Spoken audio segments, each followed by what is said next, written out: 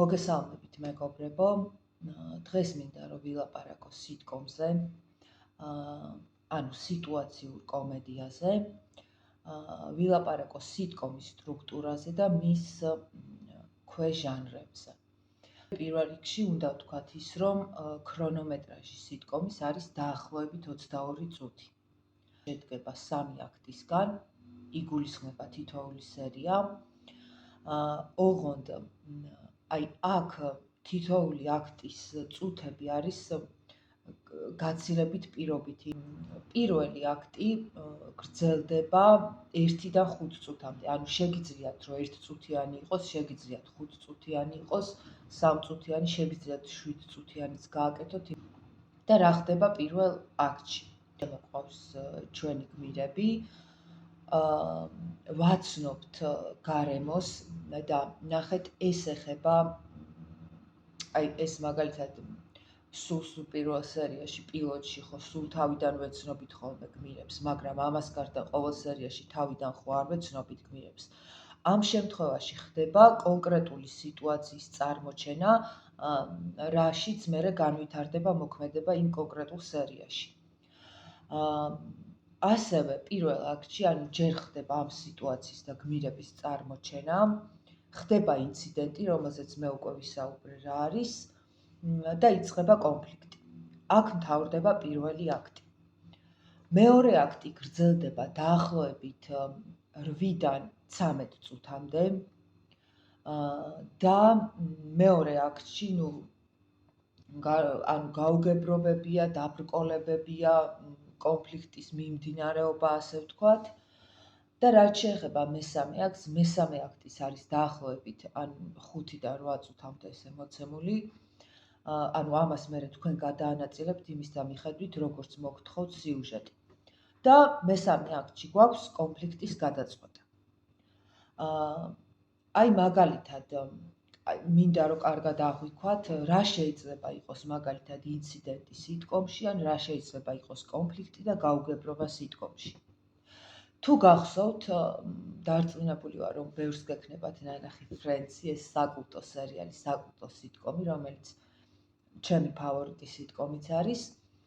პილოტი სუსუ პირველი სერია იწყება, რომ კაფეში სხედან მთავარი გმირები რაღაცას ხუმრობენ და დაახლოებით ჩვენ ოღონდ ისე ხუმრობენ და ისეთ რაღაცებს ამბობენ, აი თუ გინდათ შემდეგ ჩაუჯექით ამ პირველ სერიას და ნახეთ. ისეთ ხუმრობებს ამბობენ და ისეთ ინფორმაციას გასცემენ, რომ ჩვენ ზოგადი წარმოდგენა თითოეულ მათგანზე გვექმნება. გვექმნება წარმოდგენა რა ტიპაჟია ფიბი, რა ტიპაჟია ჩენდლერი, შემდეგ შემოდის როსი და ჰაი, ეს როსისის, ეს რო შემოდის, არ ვიცი გახსოვს თუ არა, აქაც გვექნება წარმოდგენა რა ტიპაჟი არის როსი და რა არის ინციდენტი, აი სიტკომის შემთხვევაში. უცებ შემორბის ეს საპატარძლო კაბაში გამოწყობილი რეიჩელი და ამბობს, რომ ქორწილიდან გამოიქცა. და ისტორიაც ნახეთ, ისტორიაც იღებს მიმართულებას. ანუ ის, რომ მონიკას თხოვს დახმარებას, მონიკა თავისთან დააცხოვრებს და მოკლედ ამის მერე ისტორია იღებს ახალ მიმართულებას. რაც შეეხება აი კონფლიქტს, დაბრკოლებებს, ხო?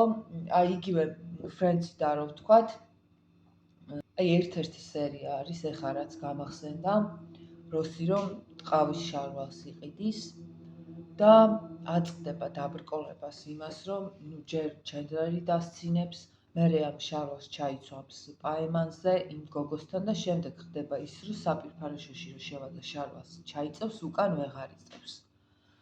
იქ ურეკავს ჯოის, რაღაცა კაფებს ისვამს, რაღაცებს აკეთებს, ანუ აკეთებს ესეთ სასაცილო მოქმედებებს, მაგრამ ის რეალურად გასაჭირშია, ხო? ანუ სიტკომის შემთხვევაში აი მინდა რომ შინაარსობრივად შეგექმნათ წარმოდგენა რა შეიძლება იყოს გაუგებრობა და დაბრკოლება. რაც შეეხება სიტკომის ქვეჟანრებს, ეს არის შავი კომედია, ეს არის სატირა, ესა ლურჯი კომედია. ლურჯი კომედია არის დელიკატურ საკითხზე ხუმრობები, დელიკატურ საკითხებზე და ძირითადად ეს გულისხმობს ხოლმე სექსუალურ და რომანტიკულ ურთიერთობებთან დაკავშირებულ საკითხებს. ეს არის დოკუმენტარი.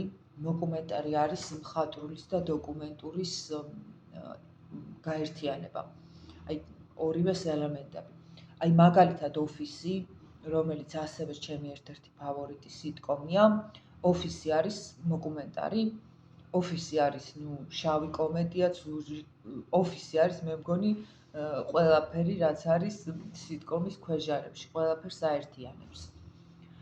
და მათ შორის არის დოკუმენტარიც, იმიტომ რომ ჩვენ თუ გახსოვთ, მომენტებში ვხედავთ ხოლმე, ანუ სიუჟეტი მიდის და მომენტებში ვხედავთ, რომ ესე ოთახში ზის ხოლმე რომელიღაც პერსონაჟი და პირდაპირ ესაუბრება კამერას, რაც არის დოკუმენტური კინოს ელემენტი. ამიტომ ეს ორივე შერეულია, ასე ვთქვათ, ერთმანეთს და ოფისი მაგალითად არის დოკუმენტარიც. ასევე არის ოფისი და ერთ-ერთი ქვეჟარი არის კრინჯი. და კრინჯი ზუსტად ისე, რაც იცით კრინჯის მნიშვნელობა, ზუსტად ეგ არის ამ შემთხვევაშიც და არის, ვიღაცა რომ იქცევა ისე, რომ უხერხულად გრძნობ თავს, გექმნება დისკომფორტი და აი მაგალითად ამისი ის ძალიან კარგი მაგალითი არის, რა თქმა უნდა, ოფისის, სადაც მაიკლ სკოტის ხუმრობები და საუბრები მუდმივად კრინჯავს დანარჩენ პერსონაჟებს. და აი სიტკომზე კიდე ძალიან ბევრი რამეა, რაც უნდა ვიცოდეთ და გავითვალისწინოთ სიტკომის წერისას, მაგრამ ერთ-ერთი ძალიან მნიშვნელოვანი და უმთავრესი რამ ჩემი აზრით სიტკომის შემთხვევაში რა არის და რაც მინდა ვთქვა, პერსონაჟების შექმნისას თუ გინდათ რომ გამოგივიდეთ მართლა კარგი და სასაცილო სიტკომი, პერსონაჟების შექმნისას გაითვალისწინეთ რა. არა ის რომ, იმაზე მეტად რომ პერსონაჟმა თქვას სიტყვაზე კარგი ხუმრობა ან კარგად იხუმროს.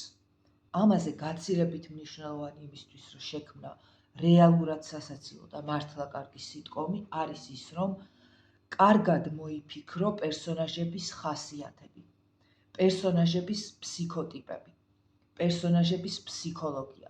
იმიტომ რომ აი ამ კარგ ხუმრობებს და იმას, რომ სიტკომი იყოს სასაცილო, ქმნის ძირითადად ის, რომ ეს განსხვავებული ხასიათების ადამიანების ურთიერთობა და იგივე კონფლიქტიც თუნდაც, ხო?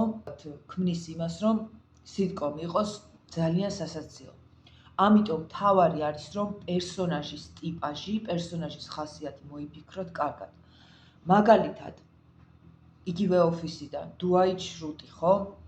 ეს პერსონაჟი იმდენად უნიკალურია, იმდენად კარგად არის მოფიქრებული, რომ თავისთავად, აი ბუნებრივად ქმნის მისი ურთიერთობა სხვა პერსონაჟებთან იმას, რომ ოფისი იყოს ძალიან სასაცილო.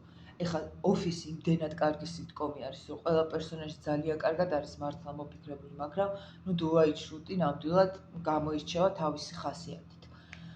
აი იგივე, ხო? დიდი აფეთქების თეორიაში. შელდონის პერსონაჟი არის იმდენად მაგრად მოფიქრებული, რომ რა თქმა უნდა, თავისთავად ქმნის ამ პერსონაჟის ხასიათი და ფსიქოტიპი იმას, რომ ეს სერიალი იყოს სასაცილო. სხვათა შორის შელდონის როლს ვინც ასრულებს, აღარ მახსოვს 2018 წელს, 2018 წელს, თუ არ ვცდები 2018 წელს იყო მთელს მსოფლიოში ყველაზე მაღალ ანაზღაურებადი მსახიობი, რომელიც იღებდა ყველაზე დიდ ჰონორარს. შელდონს აქვს ობსესიურ-კომპულსიური აშლილობა, ხო? აქვს გარკვეული ფობიები.